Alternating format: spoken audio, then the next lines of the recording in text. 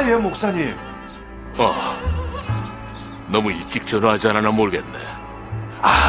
아닙니다. 새벽 기도를 한 후에 눈 좀 잠깐 붙이고 이제 막 운동 나가려던 참이었습니다. 그럼 운동 후에 다른 스케줄은 없는가? 아니요. 오늘은 푹 좀 쉬려고요. 요즘 건축 문제로 스트레스 받는 일이 많아서요. 그럼 운동 후에 기도원으로 올라갈 수 있겠나? 긴급히 상의할 일이 있어서. 기도원에 올라가 계시군요. 회고록 집필을 위해서 며칠 전부터 올라와 있다네. 아, 예. 뭐 그렇다면 제가 운동을 취소하고 간단히 요기 좀 하고 금방 올라가도록 하겠습니다. 고맙네. 이 스트레스가 더 가중될 수도 있을 텐데. 아닙니다. 목사님을 뵈면 늘 위로와 격려가 됩니다. 그럼 기다리겠네. 아, 예. 그럼 곧 뵙도록 하겠습니다.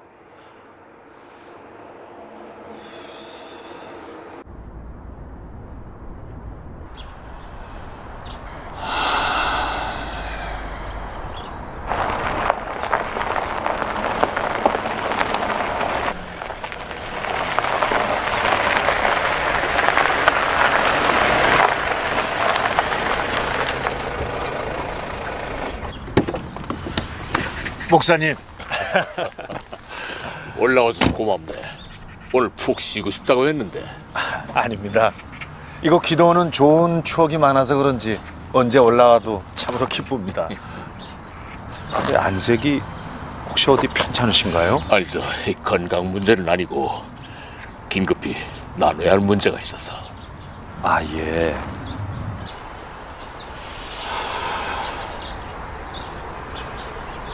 여기 올라온 지 3일째 되는데 내 딸에는 그동안 이뤄놓은 사역들을 정리해서 후배 목사들에게 도움이 될까 해 회고록 집필을 구상 중이었네.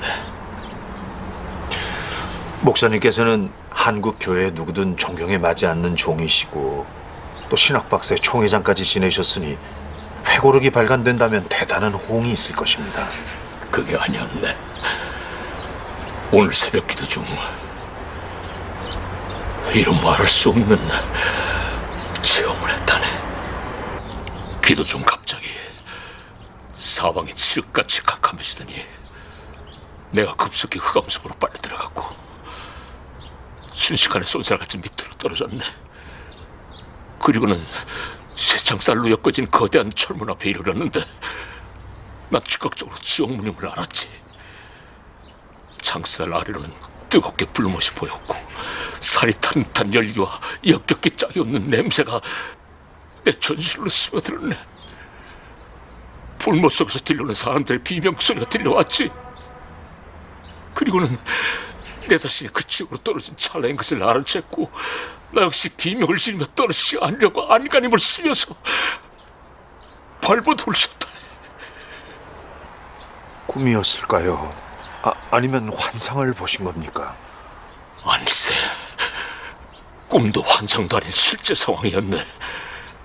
역없이 지옥으로 떨어진 찰나였는데 순간 누군가가 쏜살같이 날아와 나를 낚고 챘고 높은 산 위에 나를 내려놓아 주었네. 나를 낳고 채신 분은 예수님이셨네. 나는 워낙 공포에 찔려 있었기 때문에 예의를 차릴 겨를도 없이 발버섬의 사도요한처럼 주님 앞에 죽은 듯 무릎을 꿇고 벌벌 떨고만 있었지. 주님은 엄중한 심판자로서의 준엄한 모습이셨네. 그리고 주님은 내가 왜 지옥으로 떨어지게 되었는지 아느냐고 물으셨다네. 회고록을 쓰기 위해 기도로 올라온 나인데 내가 지옥으로 떨어진다는 것은 상상조차 할 수 없었고 그래서 솔직히 모르겠나이다 하면서 벌벌 떨고 대답을 했다네. 한국 교계 수많은 업적을 남기신 목사님이신데 목사님께서 지옥으로 떨어지신다는 것은 말도 안 됩니다. 혹시 외람된 말씀이지만 악한 영의 역사가 아니었을까요? 아니지. 계속 내 얘기를 들어보게나. 주님은 내가 회고록에서 쓰려고 했던 내용도 이미 다 꿰뚫어 알고 계셨네.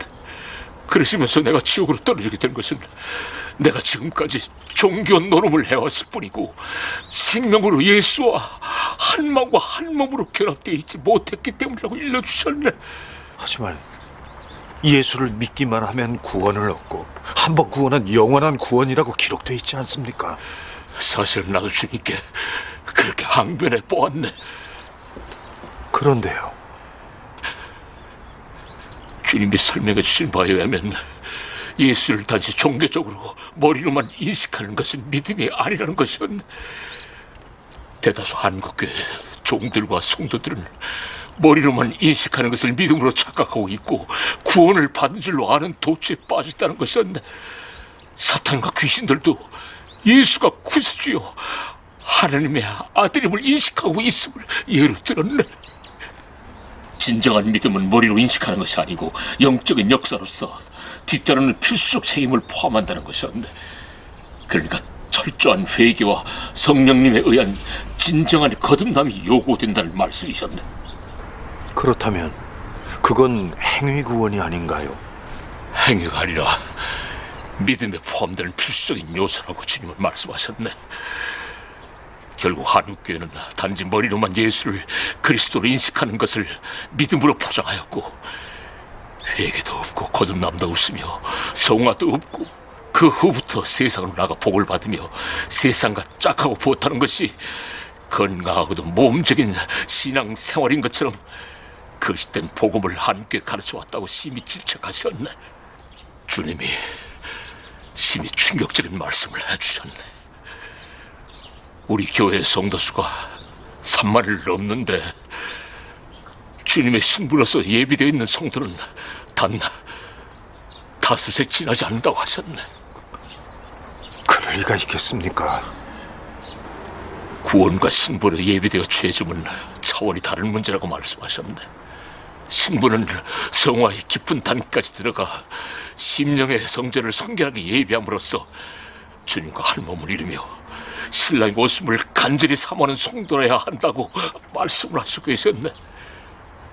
예수를 믿으면 주님의 피값으로 산바되었으므로 성도의 몸은 성도의 것이 아니요 세상을 끊고 자기를 버리고 주님과 온전히 한 몸을 이루는 신부가 되어 함께 하나님의 나라를 이루어나갈 뿐만 아니라 영원한 사랑을 나누는 것이 하나님의 뜻이요 섭리인데 한국교회는 정반대로 가르친다는 것이었네. 그래서 양들을 주님의 신부가 되도록 정결한 처녀로 예비시키기는커녕 세상으로 내몰아 하나님과 원수가 되게 하고 마귀의 종이 되게 한다는 것이었네. 그 순간 라오디게아 교회에게 주신 계시록 3장 17절 18절 말씀이 우렁차게 메아리처럼 울려 퍼졌네. 내가 말하기를 나는 부자라 부요하고 부족한 것이 없다 하나 내 곤고한 것과 가련한 것과 가난한 것과 눈먼 것과 벌거벗은 것을 알지 못하는도다.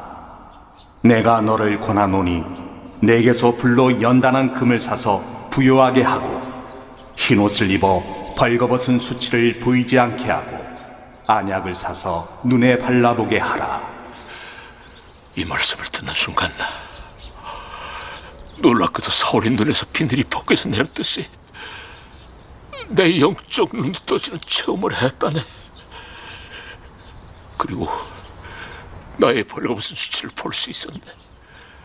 나는 주님 앞에서 부끄러움 없을 바를 몰랐고 죽음이라고도 있으면 기어들어가 나 자신을 감추고 싶었네. 그리고 주님은 나를 계곡의 맑은 물가로 데리고 갔지. 그곳에는 이름 모를 여러 야생화들이 피어 있었는데 주님은 에덴 동산으로부터 시작하여 하나님이 이루시는 회복의 역사에 관해 설명을 해주셨네. 내 얘기가 너무 충격적일 텐데 우리 자리를 옮겨서 차라도 마시면서 계속 얘기하세요. 괜찮겠나? 예, 끝까지 듣기를 원합니다.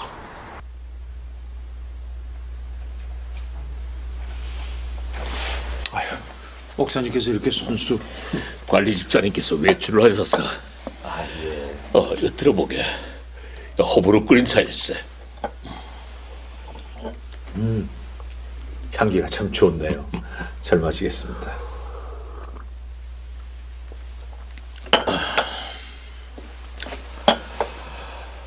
한국교회는 하나님이 이루시는 역사를 구속사역으로만 여겨 구원만 받으면 그것으로 다 끝나는 것처럼 가르치지만은 하나님이 이루시는 역사는 회복사역임을 지적해 주셨네. 그리고 예수님 자신이 죄가 들어오기 전에 아담의 상태로 회복되시고 죄가 들어오기 전에 하와의 상태로 회복된 인간들과 혼인하여 영원한 사랑을 나누게 된다는 뜻을 말씀해 주셨네. 그렇게 함으로써 사탄 마귀에게 빼앗겼던 이 세상을 다스리는 권세를 되찾아올 뿐만 아니라 다시는 영원히 빼앗기지 아니하기 위한 뜻이라는 것이었네. 그렇게까지는 미처 생각하지 못했네요. 이스라엘 백성이 출애굽하여 시내산에 이르러 율법을 받지 않았던가? 예, 그랬죠. 그래서 유대인들은 오순절을 율법을 받은 절기로 지키지요. 그때가 출애굽으로부터 50일이 지난 시점이었으니까요. 그런데 율법을 받을 때 하나님은 택한 백성을 제사장 나라로 삼으면서 혼인할 언약을 세우는 것이었네. 그러나 그 혼인 언약은 계명을 지키는 조건부였고 택한 백성이 그 조건을 지키지 못했을 뿐만 아니라 끝내는 신랑으로 오신 메시아를 배척 처형함으로써 그 혼인의 복이 이방교회로 넘어가게 되었음을 말씀해 주셨네. 주님께서 신랑을 빼앗길 날이 이르리니 그때 되면 금식할 것이니라 라고 말씀하셨는데 결국 이방교회에 빼앗긴다는 의미일 수 있었겠네요. 그렇다네. 그래서 택한 백성에게 혼인 언약이 주어졌던 오순절에 택한 백성 대신 교회에서 이방 신부를 취할 목적으로 성령님이 강림하셨던 것일세. 이삭의 배필을 구하기 위해서 늙은 종이 가나안 대신 메소포타미아로 보내졌는데 이방에서 신부를 취하는 모형이었다는 말씀이셨네. 에베소서의 말씀이 상기가 되네요. 사람이 부모를 떠나 그 아내와 합하여 그 둘이 한 육체가 될지니 이 비밀이 크도다. 내가 그리스도와 교회에 대해 말하노라. 바로 그것일세. 결국 하나님이 인간과 혼인하여 영원한 사랑을 나누기로 한 뜻을 세우셨고 택한 백성이 실패하자 교회 이방 신부와 혼인하게 되지만은 이로써 택한 백성을 노예화하게 하고 시기나게 하여 결국은 택한 백성과도 혼인하게 되는 것이 하나님의 섭리일세. 야곱이 레아와 먼저 혼인하고 7년을 더 봉사한 후 라헬과도 혼인하게 된 예가 바로 그 정확한 모형일세. 그래서 사도 바울은 양들을 정결한 처녀로 그리스도께 중매함을 목사의 사명으로 기록했던 것인데 어떻게 하나님의 종된 우리가 이처럼 심플히 하면서도 기초적인 하나님의 뜻과 섭리를 망각하였는지 부끄럽게 짝이 없었네. 교회 운영과 목회에 쫓기다 보니 일일이 돌보지 못했음도 사실이지요. 보다 근본적인 문제가 있네. 아담과 하와가 하나님의 명보다는 육신의 눈에 먹음직하고 보암직한 것에 순종하였고 하나님과 같이 될 수 있다는 기만에 속아서 자아가 형성됨으로써 육에 의한 죄의 노예가 된 것이었는데 자기를 온전히 버리고 영으로 육과 세상과 죄를 이기는 자가 되어야 함이 필수적인 조건이었네. 그러나 불행하게도 한교회는 자기를 버리고 영으로 육과 세상을 이기는 신앙생활을 가르치는 대신 자기를 위해 육이 세상에서 잘 되는 것을 올바른 신앙인 것처럼 복음을 변질시켰다는 것일세. 그렇게 된 근본적인 원인이 애초에 복음을 종교로 받아들였기에 종교주의가 인본주의와 결합되고 세속주의로 떨어지게 되었음을 지적해 주셨네. 그렇다면 사실 기독교라고 부르는 것도 어폐가 있는 셈이죠. 주님의 지적에 의하면 종교는 하나님으로부터 오는 것이 아니며 죄의 인간들이 스스로 창시한 것이고 그 배후는 마귀라는 것이었네. 그런데도 한국교회는 복음을 종교의 카테고리 속에 스스로 포함시킴으로써 마귀의 영향력 아래 자진하여 들어갔고, 그래서 그처럼 쉽게 신사참배에 굴복한 것이었으며 기복신앙과 번영신앙으로 부패 타락하게 되었는가 하면은 WCC 개최의 배들을 통해 종교 화합 운동에 앞장서게 되는 반역에 가담하게 되었다는 것이었네.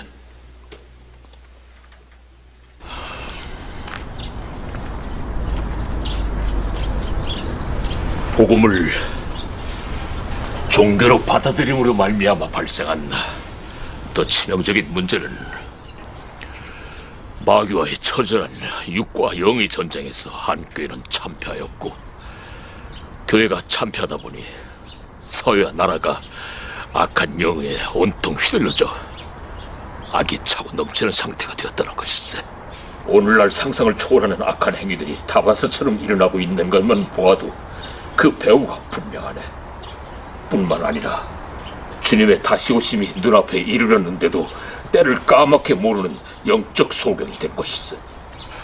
신랑의 오심을 까맣게 모르는 신부가 무슨 신부이며 왕의 오심을 까맣게 모르는 신하와 백성이 어디 있느냐 하며 주님은 질타하셨네. 구구절절히 맞는 말씀입니다만 현실 상황이 그처럼 만만치 않은 것이 문제죠. 지옥으로 떨어지는 나를 주님이 낳고 채주신 것에 대해 주님은 두 가지 조건을 제시하셨네. 그렇습니까? 강 목사를 급히 부른 이유도 사실은 그것을 부탁하기 위함이었네. 아, 예. 그러시군요. 하나는 뜻이 있는 주의 종들을 기업하여 한국교회의 철저한 회개에 앞장서는 것이었네. 그래서 난 이제 은퇴한 처지인 만큼 강 목사가 앞장서서 뜻을 같이 할 수 있는 종들을 기합해 줬으면 고맙겠네. 예. 최선을 다해보겠습니다. 그리고 또 다른 하나는요? 다른 하나는 북한에 들어가 북한의 지하교회와 접촉하고 한국교회를 대표하여 용서를 빌며 위로와 격려를 하는 명이 있었네. 그래서 강 목사에게 북한내로 나를 인도해서 지하교회와 접촉해 줄 수 있는 인물을 물색해 달라는 부탁을 하려는 것일세. 예. 단둥의 탈북자 선교회를 접촉해보면 가능할 것입니다. 국내 탈북자 선교회하고도 연결이 돼 있을 거고요. 하지만 너무나 위험한 일을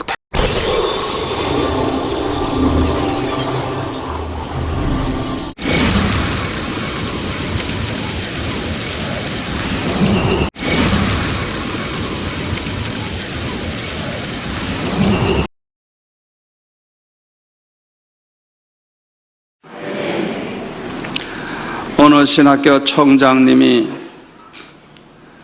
그분이 내가 알기로는 그렇게 기도 많이 안 하는 분인데 한 번은 어떤 계기로 특별 기도를 하게 되었어요. 내 생각엔 그 총장님이 아마 평생에 처음인지 모르겠어요. 하여튼 특별 기도를 하는 거예요. 하나님 앞에 작정하고 한번 특별 기도를 해보세요. 반드시 하나님께서 성령의 은혜를 부어 주십니다. 말씀해 주십니다. 그 총장님이 전심으로 기도하는데 갑자기 주의 음성이 들리더랍니다. 한국교회는 썩었다 그러시더라. 한국교회는 썩었다. 아니, 한국교회 썩은 교회도 있겠지만 안 썩은 교회도 있을 텐데, 아니 왜 한국교회가 다 썩었다고 하는지 마음에 뭔가 의심이 되니까 아니 왜 한국교회가 다 썩었습니까? 그리고 반문을 했대요.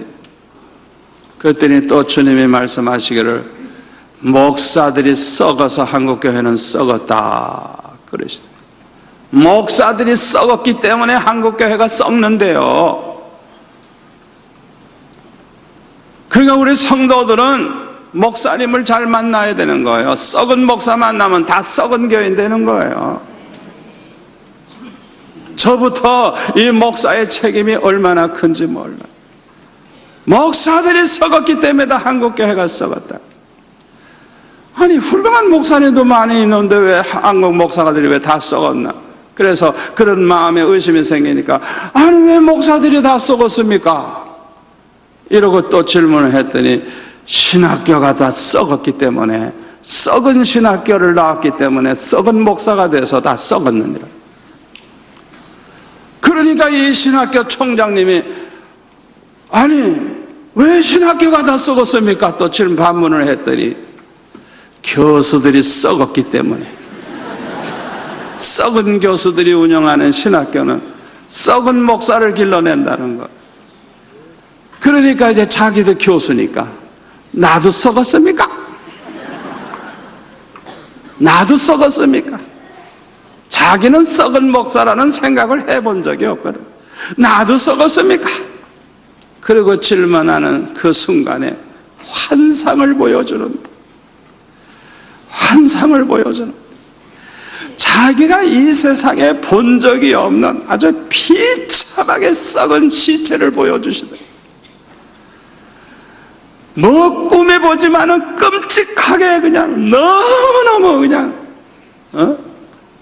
보기 아주 정말 소름 끼치는 그 썩은 시체를 보여주더니 이게 바로 너다 그러시더니 그 순간 이 총장님은 충격을 받고 거꾸로 지고 말았어요. 자기는 훌륭한 박사요, 훌륭한 총장이요, 교수 중에 훌륭한 교수라고 생각했는데 자기 자신이 얼마나 썩어 빠진 인간인가를 주님이 보여주신 거예요. 이분이 그때의 은혜를 받고 눈물을 흘리면서 회개하고 서울의 어느 큰 교회에서 마침 목사님이 어디 가셨는지 대신 설교를 하면서 이 간증을 막 울면서 설교할 때 울면서 간증을 했어요. 그 자리에 앉아있던 우리 교회 성도, 서울 간 우리 교회 성도들이 너무 충격을 받고 저한테 전화를 해줬어요. 설교 시간에 그 간증을 들었다는 거예요. 저는 그 총장님의 그 말씀이 다 옳다고 믿습니다. 여러분, 많은 교회들이 왜 썩어가는 줄 압니까? 전심으로 깨어 기도하는 이런 삶을 살지 않기 때문에 자기 자신도 모르는 사이에 썩어가고 있는 거예요. 죽어가고 있는 거예요. 이걸 우리가 알아야 되는 거예요.